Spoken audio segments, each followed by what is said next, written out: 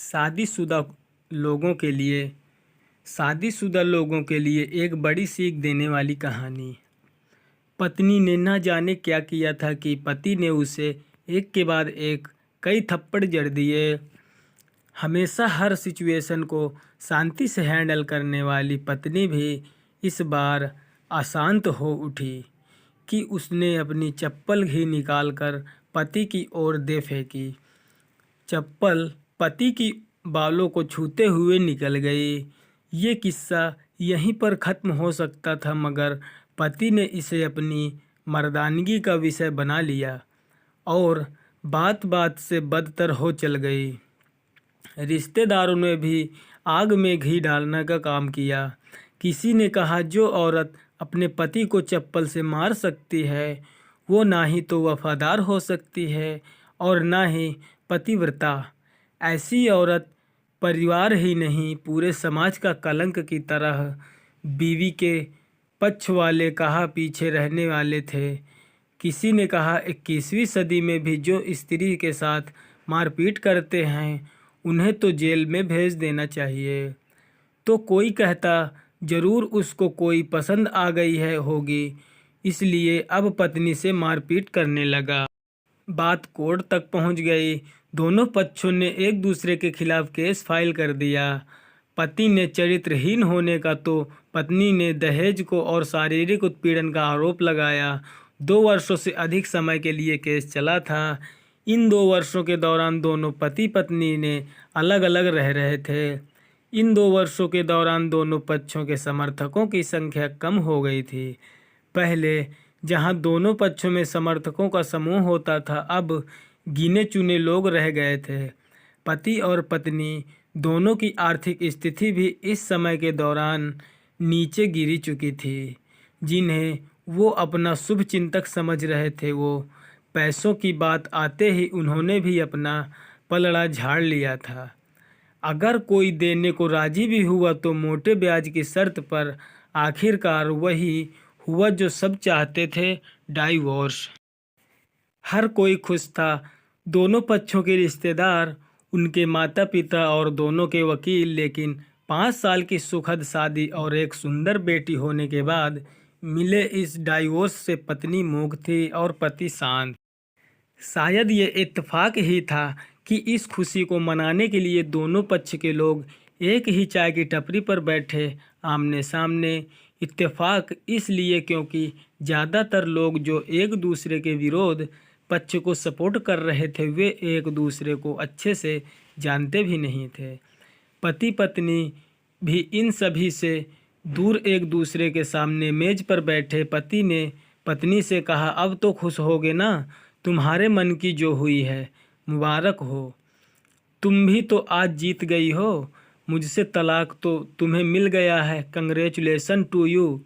पति ने कहा, तलाक को तुम भी जीत का प्रतीक समझते हो? पत्नी ने पूछा। पति चुप रहा।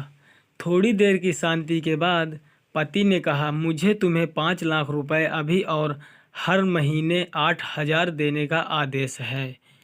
अभी मेरे पास पैसे नहीं हैं, इसीलिए हमारा मतलब जो मेरी सिटी में फ्लैट है उसे मैं तुम्हारे नाम कर देता हूँ। पत्नी बोली, लेकिन उस फ्लैट की कीमत तो 18 लाख की है।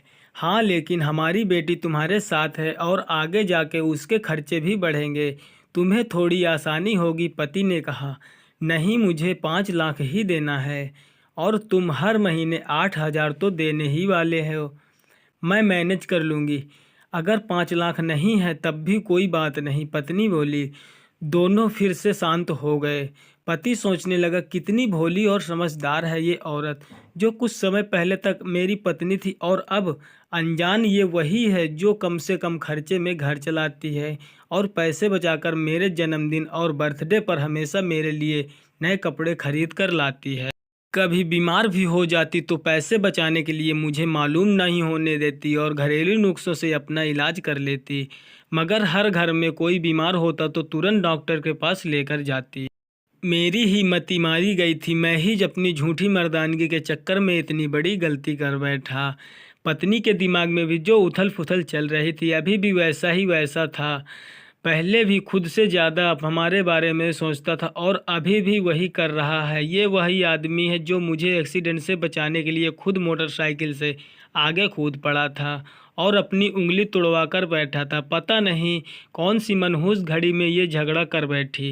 पति ने मौन तोड़ते हुए पूछा, अब तुम्हारे कमर का दर्द कैसा है? ज़्यादा तकलीफ तो नहीं होती? पत्नी हल्का सा मुस्कुराई और बोली, अभी भी उठते हैं। अब तो पेट में क्रैम्प्स भी उठ रहे हैं। वो तो होता ही होगा, योगा या कसरत भी तो नहीं करती। अब किसी गायनोलॉजिस्ट को भी दिखा देना।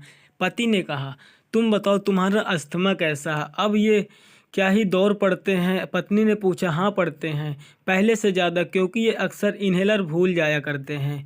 मैं हूँ ना याद दिलाने के लिए, तुम जो नहीं हो। अब पति बोला। पत्नी की आंखों में आंसू आ गए। वो बोली, तुम्हें मेरे चरित्र पर सवाल नहीं उठाने चाहिए थे, तो ये परिस्थिति आती ही नहीं। हाँ मैं जानता हूँ तुम बहुत अच्छी हो, मुझसे गलती हो गई बहुत बड़ी, मैं तो लोगों के बहकावे में आ गया था। पति बोला, तुमने मेरी तो मुझ पर दहेज का इल्ज़ाम लगाया था। वो बोला, गलत था और इस बात का मुझे भी पछतावा हुआ। पत्नी ने कहा। पति कुछ कहना चाह रहा था लेकिन हिचकिचा रहा था। पत्नी ने पूछा, कुछ कहना चाहते हो? वो बोला, क्या सब पहले जैसा नहीं हो सकता? क्या मतलब? पत्नी बोली, मतलब कि हम फिर से पहले की तरह पति पत्नी बनकर, सच्चे दोस्त बनकर नहीं रह सकते? पति बोला, पर ये डाइवोर्स के पेपर दिखाते हुए पत्नी ने कहा, फाड़ देते हैं। पति ने अपने पास रखे डाइवोर्स के पेपर फाड़ते हुए कहा। पत्नी ने भी अपने पास रखे डाइवोर्स पेपर फाड़ दिए। सभी हैरान थे, वकील, रिश्तेदार और माँ बाप। पति पत्नी दोनों एक दूसरे के हाथ पकड़कर अपने घर की तरफ चले गए। दोस्तों, ये कहानी उन हर पति पत्नी के लिए बड़ी सीख देती है जो छोटी छोटी बातों पर लड़ते हैं और इन झगड़ों को बड़ा बनाकर अलग होने का डिसीजन ले लेते हैं। प्यार और झगड़ा तो एक सिक्के के दो पहलुओं की तरह होता है। दोनों को स्वीकार करना होगा, तभी ये पवित्र रिश्ता उसकी मंजिल तक पहुंचा पाएगा।